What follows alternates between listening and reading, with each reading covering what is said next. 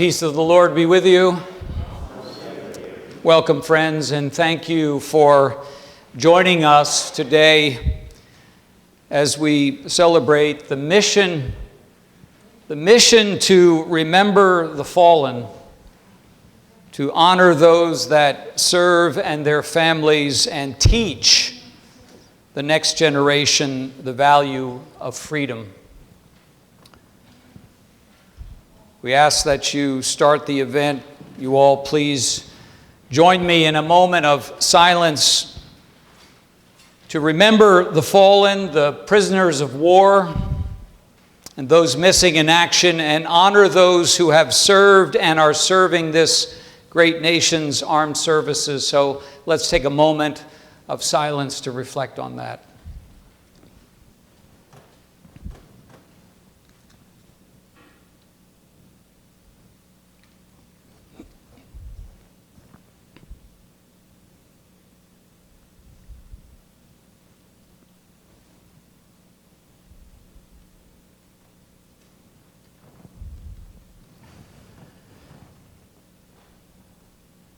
This year, across the country, at hundreds of participating locations just like this one, there are millions of Americans gathering safely as one nation to remember and honor and teach.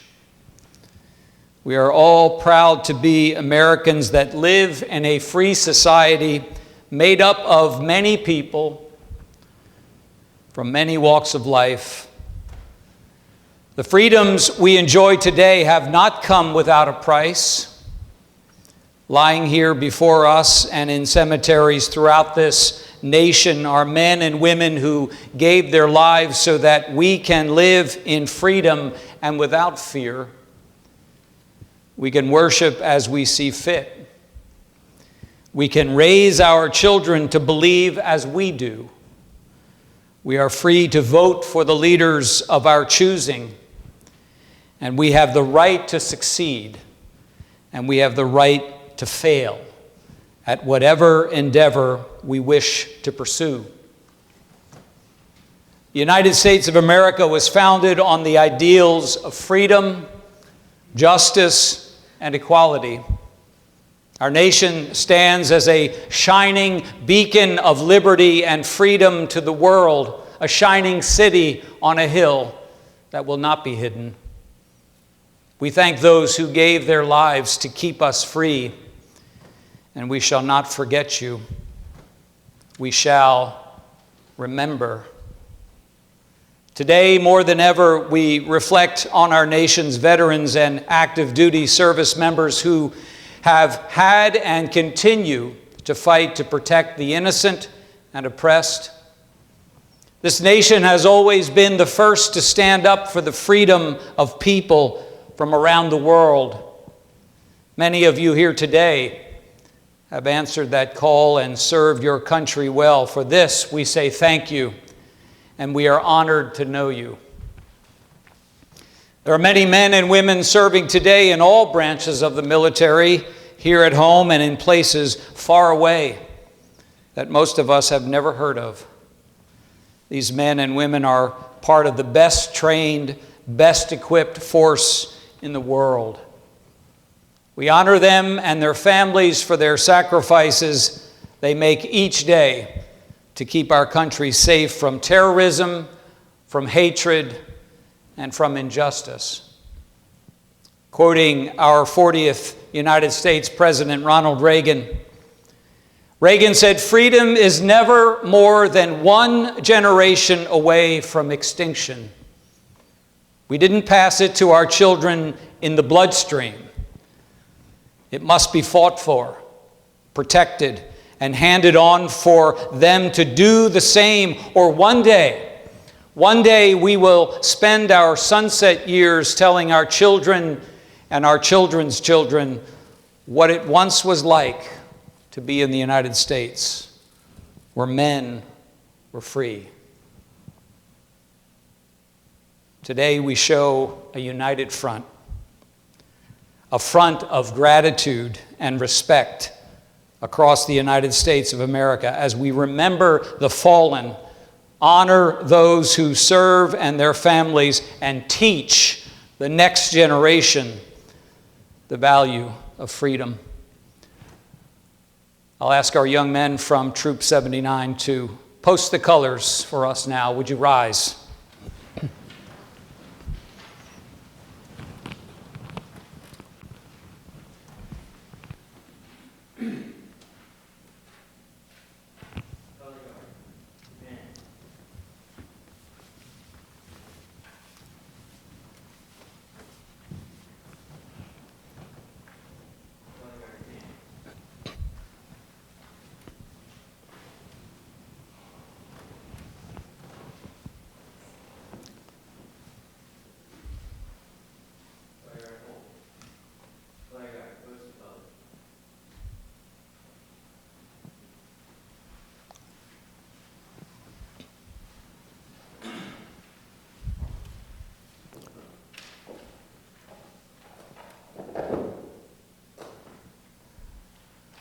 And now I'd like to ask Petty Officer, Second Class Submarine Service, United States Navy, Mr. Eric Miller, to lead us in the Pledge of Allegiance. Eric? To the flag of the United States of America, and to the republic for which it stands, one nation under God, indivisible, with liberty and justice for all. You may be seated.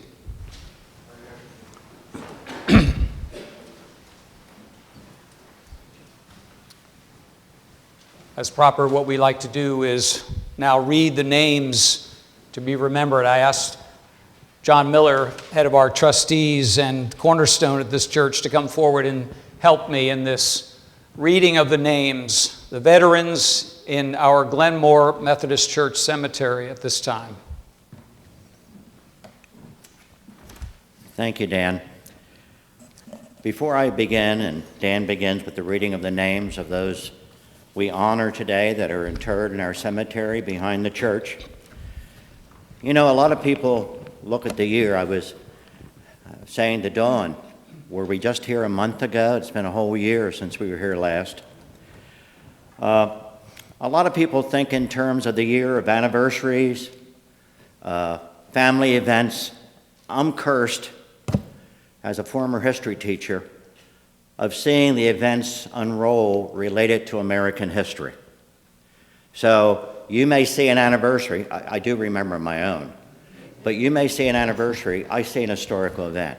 And before we begin to honor these veterans, I'd like to share two of those events with you from America's past. 161 years ago, in 1862, some of the young men of this community, of this church that are honored on the plaque behind you, stood along the Rappahannock River, getting ready to charge Merrill Heights in the face of strong Confederate resistance. Many Union soldiers that day would lose their lives. And even Lee at that time commented on the bravery of the Union troops. As I said, some of our young men were there. Fortunately, they came back to us. 1944, 79 years ago, the 28th Division, the Keystone Division, the Germans called the Keystone Division the Bloody Bucket because of the red keystone patch on their uniform. They had entered Europe at Normandy, fought their way to the Hardagon Forest, and were pretty chewed up. And it was decided to put them in a quiet sector. Some of our young men behind this church were part of that Keystone Division. They were put near a place that was called Bastogne. Why? It was quiet. This morning, December the 16th, 79 years ago, 30 German divisions attacked that line. What turned out to be a rest area became the focal point of what we call the Battle of the Bulge. The Keystone Division, as beat up as they were from Normandy to Bastogne, held the line long enough for General Eisenhower to plan a counteroffensive. There's no way any of us can imagine the horror and the fear that those young men faced. So as we read these names today, and some of you will be honoring your relatives out there, think of what they went through, what they felt. Others in Italy or before Mount Cassino. So think and honor them, but also remember their willingness to sacrifice for us. So Dan, let's read these names and let's honor these individuals. Would you like me to begin? Yeah. Howard Baum, Sr. James Baum. Robert Brownen. James T. Berkey, Sr. Terry L. Chalfant. Reverend Thomas Clark. John Denlinger. William M. Dorsey. Harry Evans, Jr. George W. Gates, Civil War veteran. James M. Griffin. Elias O. Griffith, Civil War veteran. John P. Griffith, Sr. John P. Griffith, Jr. George B. Guy, Civil War veteran. Ralph Hannum. Granville L. Harple. William C. Harple. Russell E. Harrington. George T. Harrington. James Harrington, Civil War veteran. Henry Hofecker, Civil War veteran. Robert Keene. Henry B. Eyre. Benjamin G. Lewis, Civil War veteran. James G. Lyons, Civil War veteran. Frank Massimini. James G. Miller, Jr. Dennis T. Moore. David R. Moore. Edward Moore. Carl J. Nichols. Edward W. Ortlip. Leonard T. Roberts. George C. Rice, Civil War veteran. Levi Snyder, Civil War veteran. Raymond P. Stifler. Tom Reber. George Stutler. Franklin J. Seifert. John F. Seifert, Civil War veteran. George F. Seifert. We have one whose name has been lost, but in the cemetery is referred to as just Seifert. Frederick D. Swavely. Winfield Trego. Heber H. Zimmerman. Edward Zinkel. Howard Zeiserman. Ralph Hannum. Francis Mento.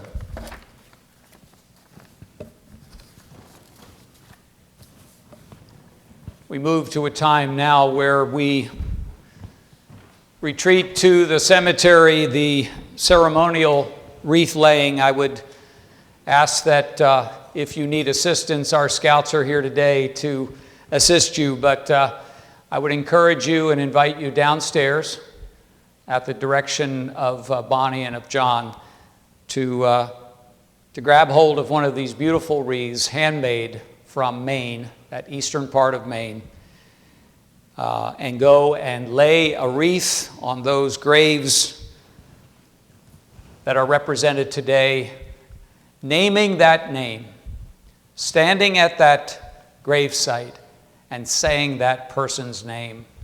So I invite you to do that and then return here for some closing remarks, and we will blow taps and retire the colors at that time.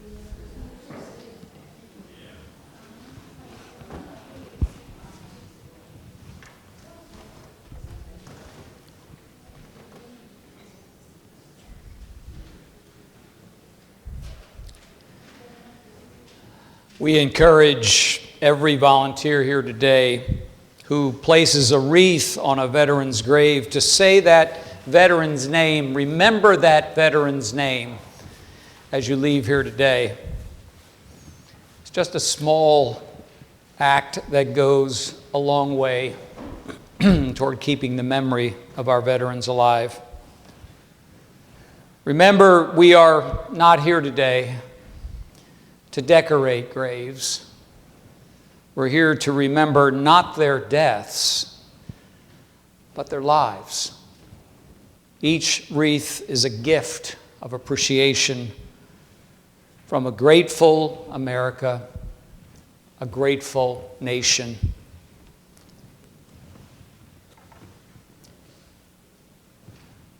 Would you please rise now as Luke Paisley Smith blows taps, and we retire these colors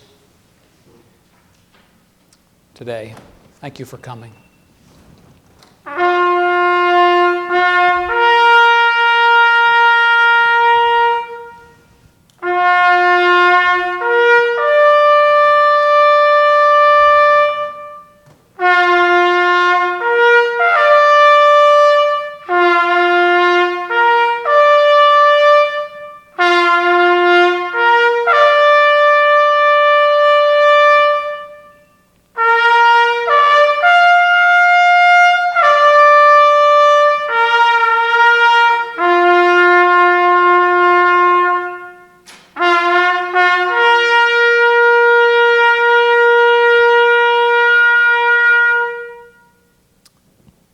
Remain standing as I'll ask our scouts from Troop 79 to retire the colors today before we leave.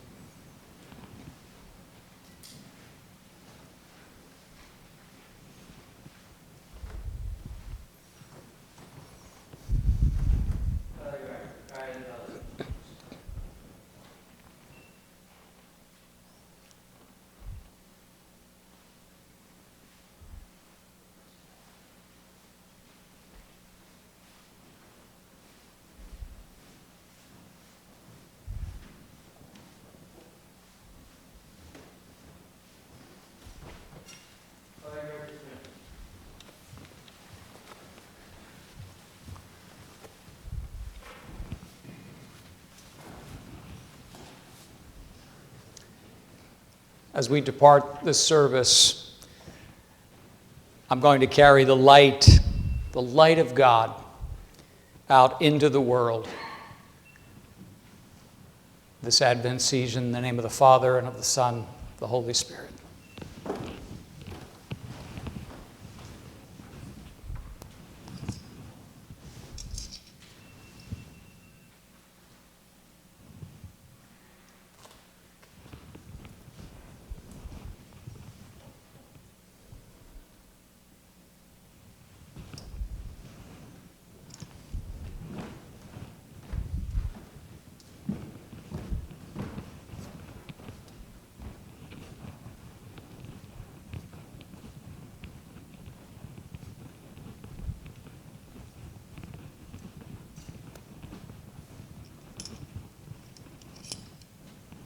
Thank you for coming, friends.